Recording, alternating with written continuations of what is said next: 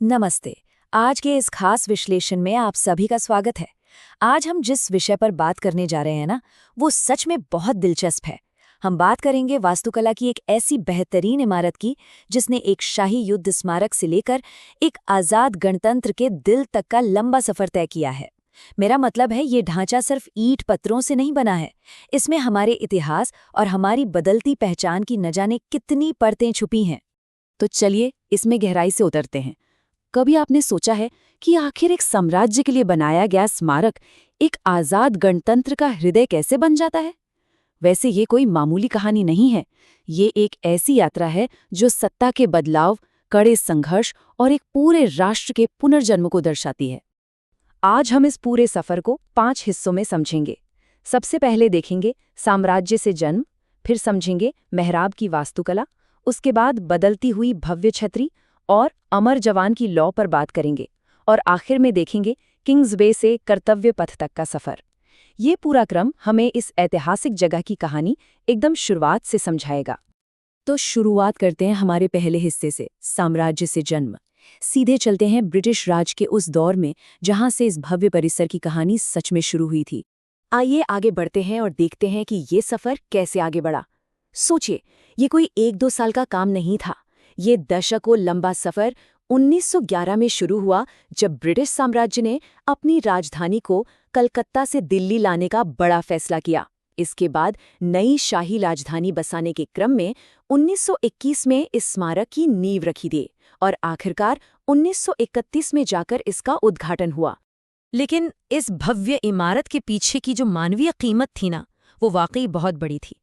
दरअसल ये स्मारक 74,187 से भी ज्यादा उन भारतीय सेना के जवानों की याद में बनाया गया था जिन्होंने पहले विश्व युद्ध और तीसरे एंग्लो अफगान युद्ध के दौरान अपनी जान गंवाई थी। ये अपने आप में एक बहुत भारी आंकड़ा है, और शायद इसी वजह से इसे मूल रूप से all India war memorial arch के रूप में जाना जाता था। आपको पता है, जब ड्यूक ऑफ कनॉट ने 1921 में इसकी आधारशिला रखी थी, तो उन्होंने इस स्मारक को ब्रिटिश साम्राज्य के लिए एक महान और जबरदस्त जीत के प्रतीक के रूप में वर्णित किया था। अब आते हैं हमारे दूसरे हिस्से पर, मेहराब की वास्तुकला। यहाँ हम उस मास्टरमाइंड की बात करेंगे जिसने इसे डिजाइन किया था, यानी सर एडविन लुटियंस, जो इंपीरियल वॉर ग्रेव्स कमीशन के एक बेहद अहम सदस्य थे। अब लुटियंस की डिज़ाइन के बारे में जो बात सच में दिलचस्प है वो ये है कि उन्होंने अपने डिज़ाइन में जानबूझकर किसी भी विशिष्ट धार्मिक सजावट या प्रतीकों से बचने का फैसला किया। पेरिस के मशहूर आर्क डी ट्रियोम्फ से प्रेरित ये 42 मीटर ऊंचा ढांचा लाल भरतपुर बलुआ पत्थर से बना है। इसकी सबसे बड़ी खासियत इसका धर्मनिरपेक्ष और सार्वभौमिक डिज़ाइन है, जो बिना किसी भेदभाव के इसे हर नागरिक से जोड़ता है। अगर आप कभी इस भव्य मेहराब की दीवारों को पास से देखेंगे ना, तो आपको वहां कुछ गंभीर शिलालेख दिखाई देंगे। इंडिया शब्द के ठीक दोनों तरफ रोमन अंकों में 1914 और 1919 उकेरा गया है। और उससे भी बड़ी बात, इन दीवारों पर 13,313 नाम दर्ज हैं, और आपको जानकर गर्व होगा कि इनमें से 12,000 से ज्यादा नाम हमारे भारतीय सैनिकों के हैं। वैसे इस ढांचे से जुड़ी एक और छोटी सी डिटेल है जो अक्सर लोगों को हैरान कर देती है। इस स्मारक के बिल्कुल टॉप पर एक उथला हुआ गुंबद के आकार का कटोरा रखा है। इसे इसलिए बनाया गया था ताकि खास सालगिरह के मौकों पर इसमें तेल जलाकर रोशनी की जा सके। हालांकि आज के दौर में इस प्रथा का पालन शायद ही कभी किया जाता है। चलिए अब आगे बढ़ते हैं अपने तीसरे हिस्से की तरफ, बदलती हुई भव्य छतरी। इंडिया गेट से करीब 150 मीटर पूरब की ओर एक 73 फुट की छतरी स्थित है, जो 6ठी शताब्दी के महाबलीपुरम मंडप से प्रेरित है। देखते हैं कि इस छतरी का इतिहास कैसे सत्ता के हस्तांतरण की कहानी कहता है। और ये तुलना बहुत ही शानदार ढंग से दर्शाती है कि कैसे इन 8 दशकों में सत्ता का एक प्रतीकात्मक हस्तांतरण यानी पावर शिफ्ट हुआ। जरा सोचिए, 1936 में जहां किंग जॉर्ज पंचम की 50 फुट की संगमरमर की मूर्ति खड़ी थी, वहीं आज 2022 से हमारे नेताजी सुभाष चंद्र बोस की 28 फुट की भव्य ग्रेनाइट की मूर्ति विराजमान है। पर पता है, किंग जॉर्ज की उस मूर्ति का इतिहास बड़ा ही उतार चढ़ाव भरा रहा है। एक बेहद आश्चर्यजनक ऐतिहासिक तथ्य ये है कि 1943 के भारत छोड़ो आंदोलन के दौरान स्वतंत्रता सेनानियों ने इस मूर्ति को निशाना बनाया था और इसकी नाक तक तोड़ दी थी। आज़ादी के कई सालों बाद आखिरकार 1968 में इसे वहां से हटाकर कोरोनेशन पार्क में शिफ्ट कर दिया गया। मूर्ति हटने के बाद क्या हुआ?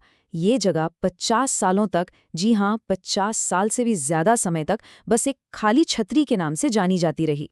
ये खाली चबूतरा हमारे बीते हुए कल की साफ याद दिलाता रहा, जबकि दशकों तक ये बहस चलती रही कि आखिर इस ऐतिहासिक जगह पर किसकी मूर्ति स्थापित होनी चाहिए। और फिर इस लंबे इंतजार का अंत एक बेहद विशाल स्थापना के साथ हुआ।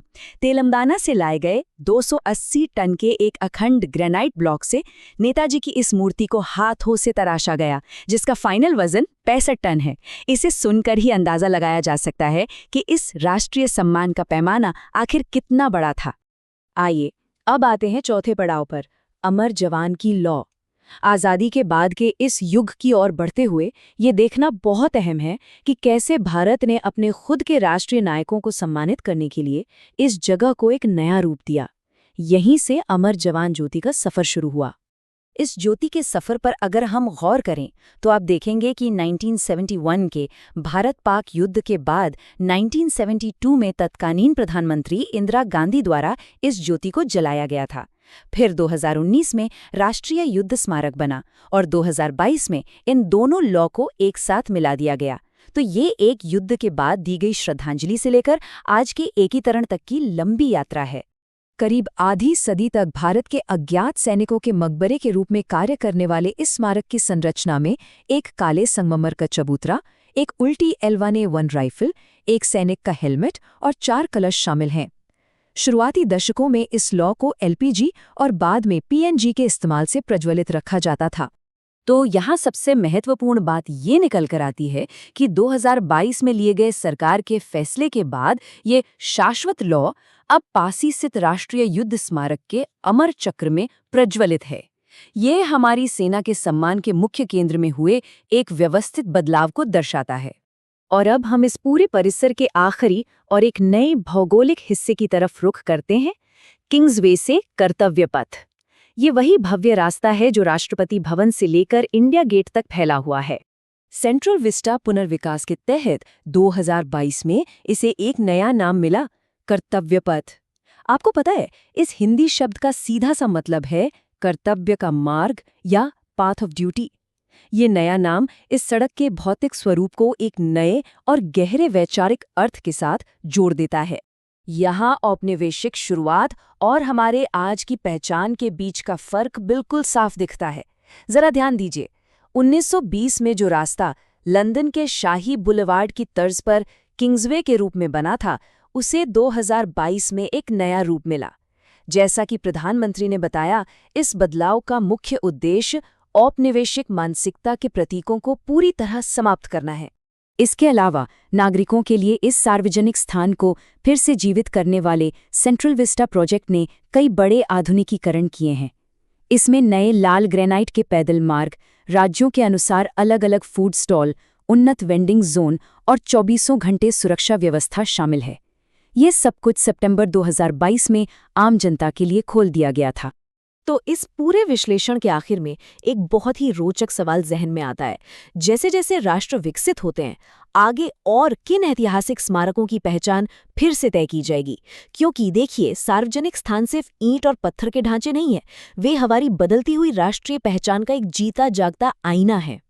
और इसी विचार के साथ स्मारकों के इस कमाल के सफर का हमारा ये विश्लेषण यहीं खत्म होता है। उम्मीद है इससे आपको नया नजरिया मिला होगा कि हमारा इतिहास हमारे आज को कैसे आकार देता है।